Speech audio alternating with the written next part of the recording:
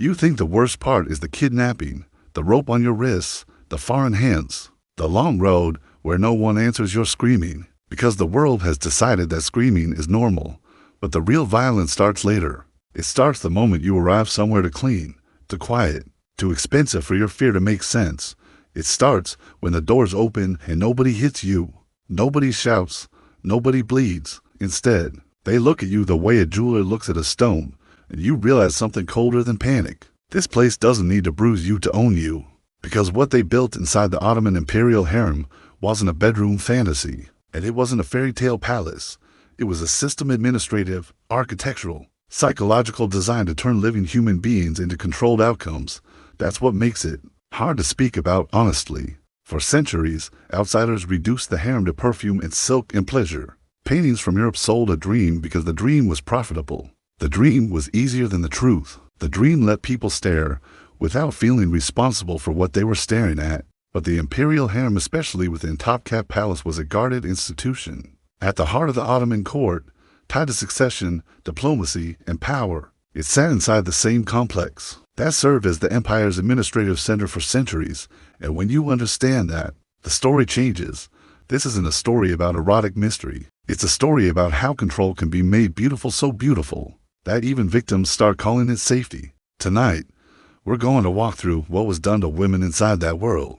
Without sensationalism and without romantic myths, we're going to talk about identity theft on a human scale, about re-education disguised as refinement, about loyalty engineered through routine, about competition used like a blade, and we're going to talk about the part people avoid because it's uncomfortable. How a golden cage can break the mind more completely than an iron one.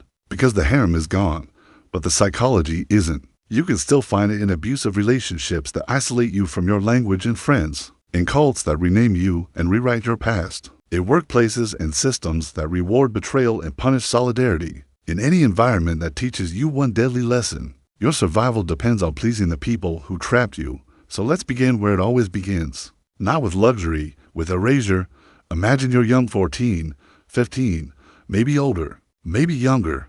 History doesn't always preserve ages neatly, because history rarely cared enough to keep the details of a girl's fear. You are taken from a place where you had a name that belonged to your mother's mouth, a name that came with a language, a rhythm, a small map of who you were. You had customs that structured your days, a village or a town where your face meant something to someone. Then you're moved across borders you don't understand, into a world that speaks around you like wind through unfamiliar trees. And when you finally arrive at the palace complex, the first shock is not cruelty, it's order. The Ottoman court was not a chaotic camp, it was a machine. And Topkapi Palace was its body courtyards, gates, chambers, restricted corridors designed to regulate access, movement, and information. Even the harem itself was a sequence of progressively restricted zones, built to make certain people reachable and others unreachable. That matters, because architecture is psychology made out of stone. If you control where someone can go, you control what they can see. If you control what they can see, you control what they can imagine. And if you control what they can imagine, you control what they believe is possible. Inside this institution, women were not simply kept. They were managed within a hierarchy. At the top stood the valid sultan, the sultan's mother, who could wield enormous influence at court, particularly in periods when a young or weak ruler depended on the inner palace for stability. Accounts of the imperial harem repeatedly emphasize her central role and the political leverage of harem networks. This is one of the first truths that breaks the fantasy. The harem was not only about desire, it was about dynasty, and because it was about dynasty, women inside it were surrounded by rules, ranks, surveillance, and consequences. Now, here's the part that people misunderstand. Yes, there were women who rose and became consorts. Some became mothers of princes. Some shaped politics in quiet ways, but that does not turn the system into a romance. A ladder inside a prison is still inside a prison, and most women never climbed high enough to touch sunlight. For many, life began with an unspoken deal. You will be remade. Not asked, not invited, remade. The first stage of control is always the same across time and culture. Separate you from your past. Sometimes it's physical separation, distance, walls, guards. But the deeper separation is psychological. A person with a stable identity can resist. A person who remembers who they are can endure suffering without surrendering their soul. So the system begins by attacking identity like a surgeon. Not dramatic, efficient.